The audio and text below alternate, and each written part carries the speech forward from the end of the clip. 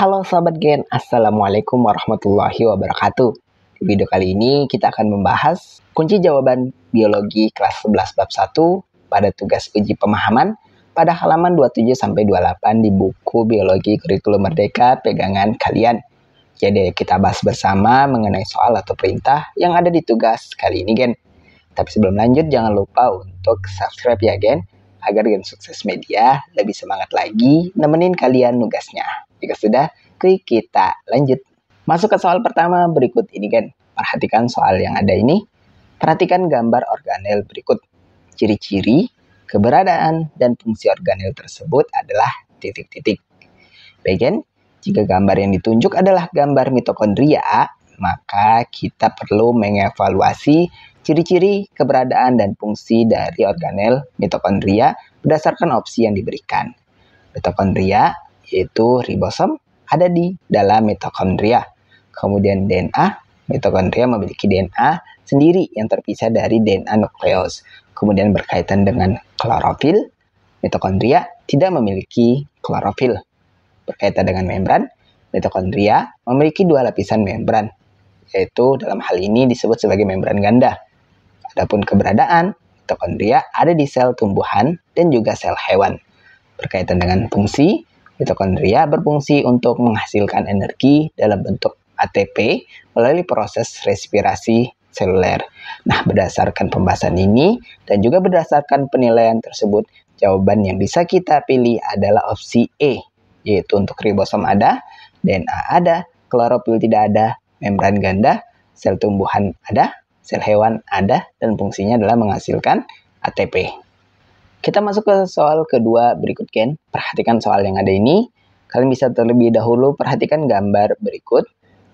Suatu tumbuhan ditanam di tempat dengan cahaya yang cukup. Setelah beberapa jam, daun dari tanaman ini diwarnai dengan larutan iodium. Gambar menunjukkan sebuah sel yang diamati di bawah mikroskop dan tampak bintik-bintik biru kehitaman.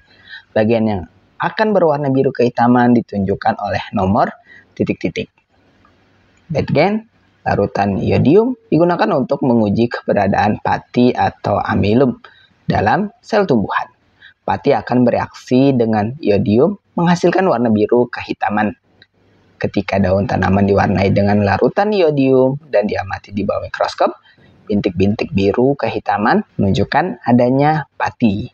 Pada sel tumbuhan, pati disimpan dalam organel yang disebut amiloplas, yang termasuk juga dalam kategori jenis plastida. Jadi, bagian yang akan berwarna biru kehitaman adalah bagian yang mengandung amiloplas atau termasuk dalam organel plastida. Jadi, opsi yang bisa kita pilih adalah opsi C dengan keterangan gambar yang ditunjuk adalah nomor 3. Kita lanjut ke soal ketiga berikut Gen. Perhatikan soal yang ada ini.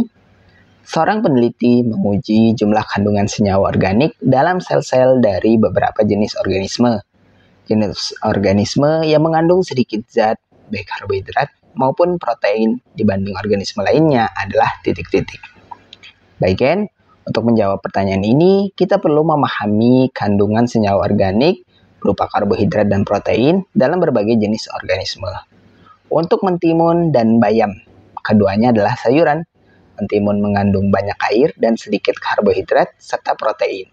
Bayam mengandung lebih banyak nutrisi dibandingkan mentimun, tetapi tetap rendah dalam karbohidrat dan protein dibanding daging atau biji-bijian. Kemudian untuk bayam dan ubi.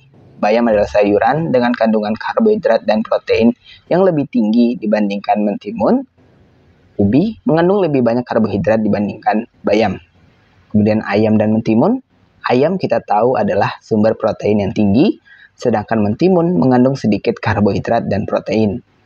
Untuk sapi dan ikan salmon, keduanya adalah sumber protein tinggi. Sapi juga mengandung lemak, sementara ikan salmon kaya akan asam lemak omega 3. Untuk mentimun dan beras mengandung banyak karbohidrat, tetapi mentimun mengandung sedikit karbohidrat dan protein.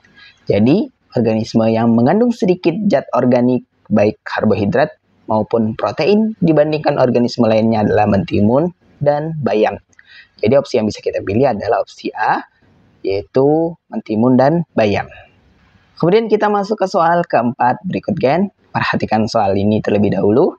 Hasil penelitian menunjukkan bahwa tanaman yang mampu hidup di lingkungan dingin memiliki struktur khas di dalam fosfolipid membran selnya. Struktur ini menjaga membran tidak kaku dan tetap fluida dalam cuaca ekstrim. Struktur yang membantu adaptasi ini adalah titik-titik. Again, untuk memahami bagaimana tanaman mampu beradaptasi di lingkungan dingin, kita harus mempertimbangkan sifat-sifat membran sel dan komposisi fosfolipidnya. Membran sel terdiri dari lapisan fosfolipid yang tersusun dari kepala fosfat yang hidrofilik dan ekor asam lemak yang hidrofobik. Kestabilan dan fluiditas membran dipengaruhi oleh jenis asam lemak dalam fosfolipid. Berikut adalah beberapa poin penting. Untuk asam lemak tak jenuh, mengandung satu atau lebih ikatan rangkap dalam rantai hidrokarbonnya. Ikatan rangkap ini menciptakan lekukan yang mencegah molekul fosfolipid saling berdekatan terlalu erat, menjaga membran tetap fluid pada suhu rendah. Kemudian terkait dengan asam lemak jenuh, memiliki ikatan tunggal antar atom karbon dalam rantai hidrokarbonnya, yang memungkinkan molekul fosfolipid saling berdekatan dan menyebabkan membran menjadi lebih kaku pada suhu rendah. Nah, dengan demikian, adaptasi yang menjaga membran sel tetap fluida pada suhu dingin adalah kehadiran dari asam lemak tak jenuh dalam fosfolipid. Jawaban yang benar adalah asam lemak tak jenuh yang mengandung ikatan rangkap. Masuk ke soal kelima berikut gen, sebagai soal penutup kita di sesi tugas kali ini. Perhatikan soal yang ada ini. Seorang peneliti menyuntikkan senyawa rotenon ke dalam sebuah sel hewan. Senyawa tersebut dapat menghambat aliran elektron pada organel bermembran ganda yang mengandung DNA. Proses yang akan terjadi selanjutnya adalah titik-titik.